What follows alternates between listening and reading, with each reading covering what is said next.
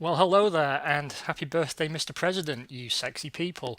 Welcome back to Grand Prix World and the Arrows playthrough, where last time some reliability demons arose to scare the villagers.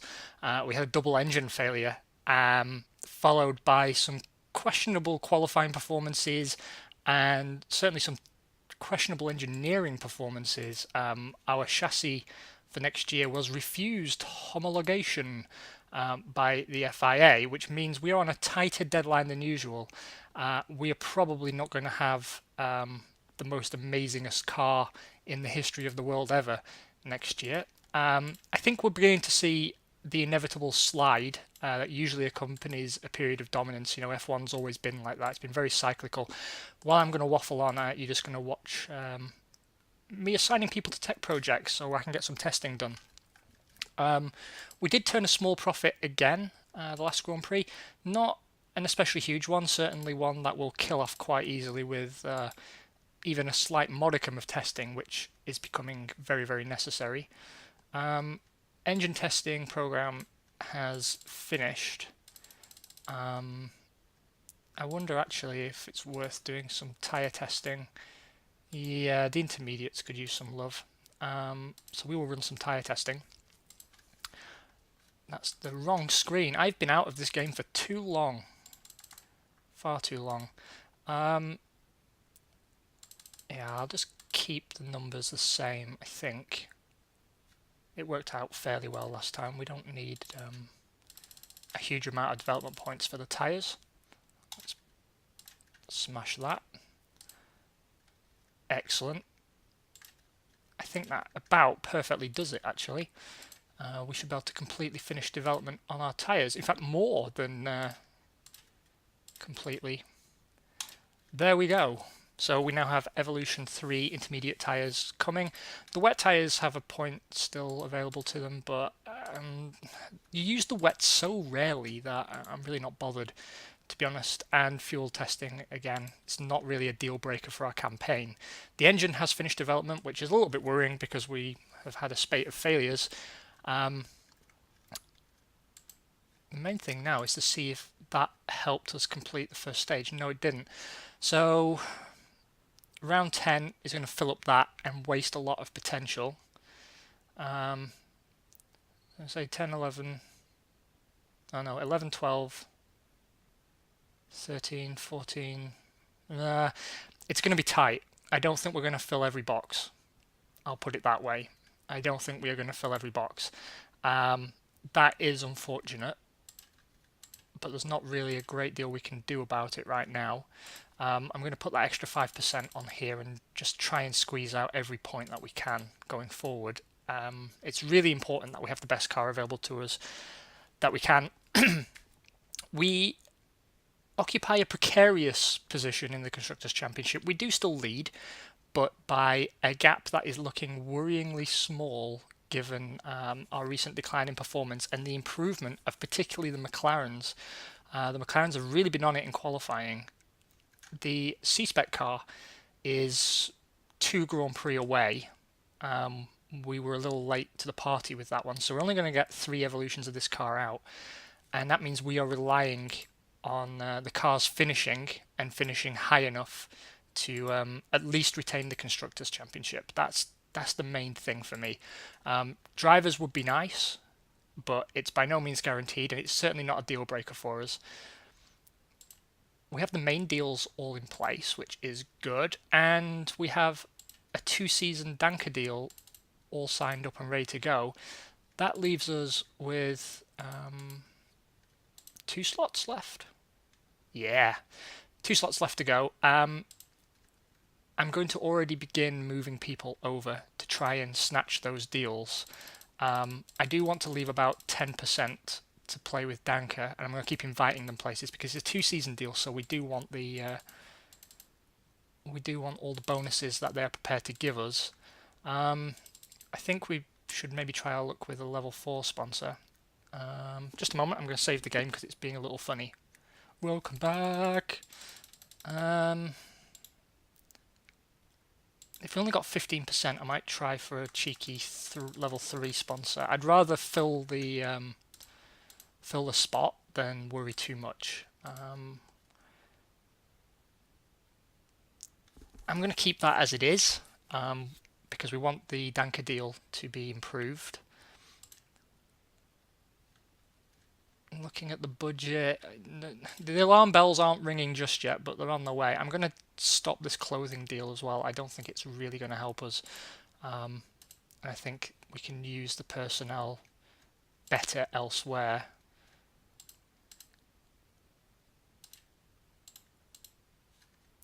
I'm going to try and close out these deals. I just want the guarantees now. Okay, I'm feeling a little bit better about that. Still not happy about the car situation. That is not so sexy. But again, these things happen. Again, as I said in the last episode, I do think it's the best time for this to be happening, actually, towards the end of the playthrough. Speaking of which, I have been trying to get some modded versions of Grand Prix World working. There are claims of a Windows 10 compatible version of the .exe file for Grand Prix World. I can't seem to get it to work. And I've been reluctant to use mods on this version because this is the only version I've ever been able to get working on a machine running Windows 7 or later. So this machine I'm on now is running Windows 7, and the game is incredibly unstable. I can't Alt-Tab out if the game minimizes, or if a pop-up appears underneath, or my antivirus has an alert, then the game crashes. That means it's too unstable to stream. I would love to stream this game, but it's just not going to happen. And making the VODs has always been a pain in the arse, really. However, it's by far the most popular series on the channel by a considerable margin. And once the Arrows playthrough was finished, obviously we've still got the Minardi one. That's on the back burner right now because I want to concentrate on finishing this one. And I'd then like to start another one. Now, ideally, I'd like to play it with a mod for a different year. If I can't get that working, there's still some options open to us. A Tyrrell playthrough, always exciting. I do like that. Tyrrell, though, very much the same as Minardi, so I'm not sure if you guys have any love for that idea. Then there are two teams that I very rarely play as, and I've never had much success as. I've actually been more successful as Minardi and Tyrrell than I have as Stewart and Sauber. And both of those are very interesting teams to play as, particularly Sauber. Sauber is the one element of this game that I've never really managed to wrap my head around, because you start the game in what looks like to be a strong position. You've got a good engine, good tyres, everything, but it's customer deals across the board and two very expensive drivers that you pay, and the team is just hemorrhaging money from the start, and it's always been hard to get the team on its feet. I do think that would be a good series. Stewart is another interesting playthrough potential because in that game you start a little above the back markers, and then you have to go backwards. The team doesn't have the capacity to renegotiate the sort of deals it starts with, so you have a Works Ford engine deal in your first season, but the chances of you getting a Works Ford deal in the second one are minimal, and certainly you won't be able to complete a full sponsor package under normal circumstances. So that's a team like the Sauber one where you sort of have to manage a decline initially before you can begin to recover again.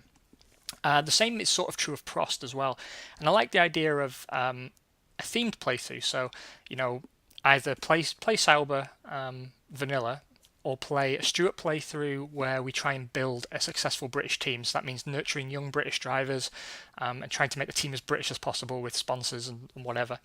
Or doing the same with Prost and a French team. So trying to nurture French talent, having French drivers, French sponsors, French engine, and trying to restrict ourselves a little bit just to add a little element of challenge.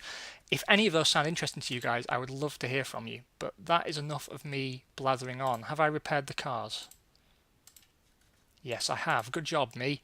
Right, off we go to our home Grand Prix, where hopefully performance improves. I'm going to leave the guys pushing at the level they're pushing. I don't think it's necessarily going to help us to turn them down. I'm going to continue not to favour them on the setup. So putting an extra point there on speed, downforce, braking, and we're optimizing for cooler temperatures. Where do I want the next one?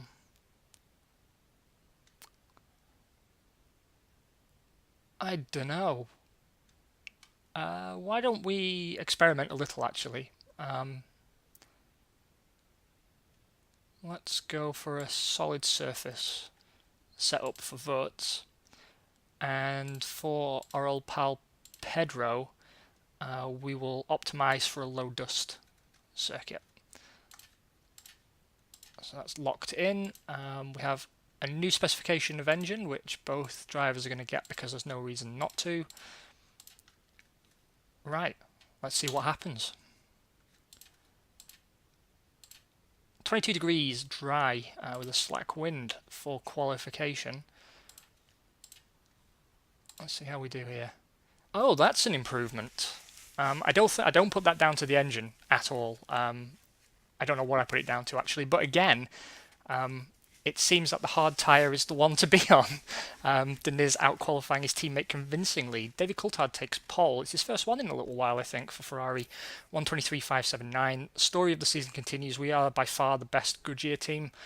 Pedro Deniz taking second on a 123.797, so it's still a pretty reasonable gap between us and Coulthard. Our qualifying pace definitely isn't really there. Eddie Irvine takes third for McLaren, Mika Hakkinen fourth. Those two are probably going to be our biggest threat over race distance. Our very own Alex Wurz lines up fifth ahead of Giancarlo Fisichella and his Ferrari. Celso Moriera had a good run there for Sauber, lining up eighth. Any other standout pieces of information? No. Stewart and Prost continue to be losers.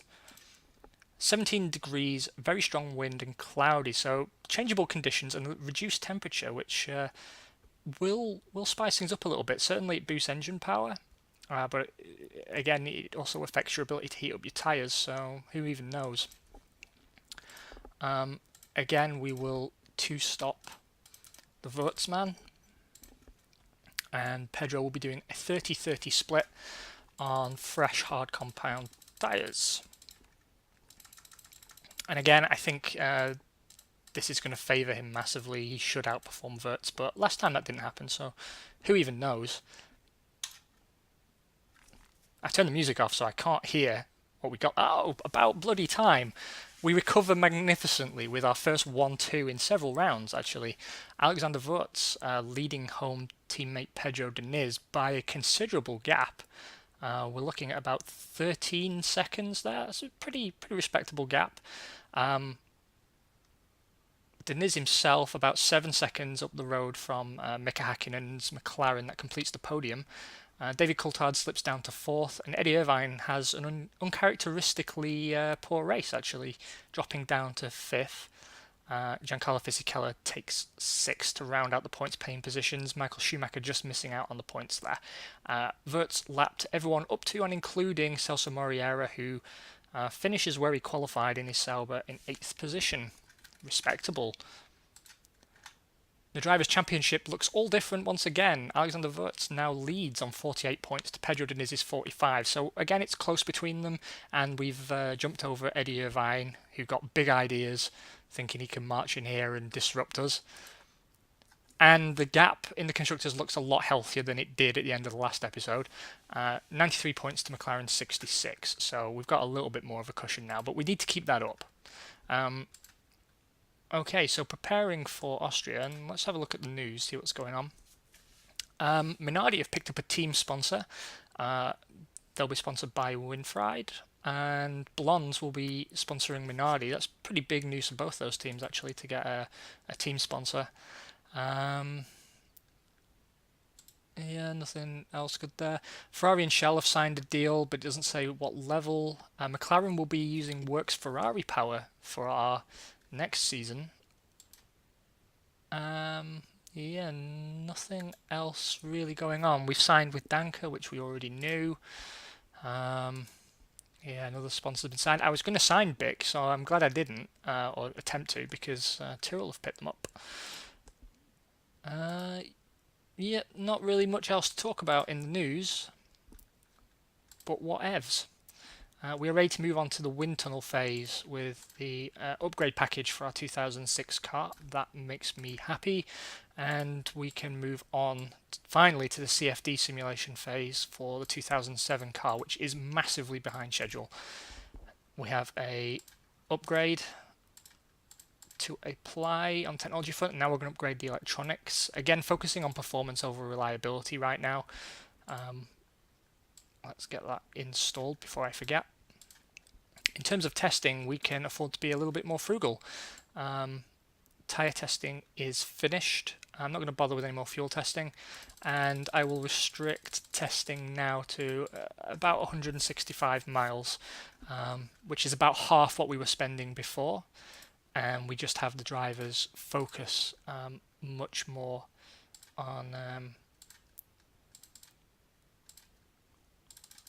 on each element. Let's see what we get out of this. Perfect, that's what we wanted.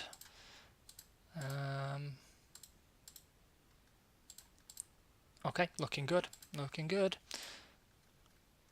I will repair our cars and we can get straight down to business so I don't waste too much of your time. I hope all of you are having an amazing week. I actually had my half-year performance review at work today, about an hour ago actually.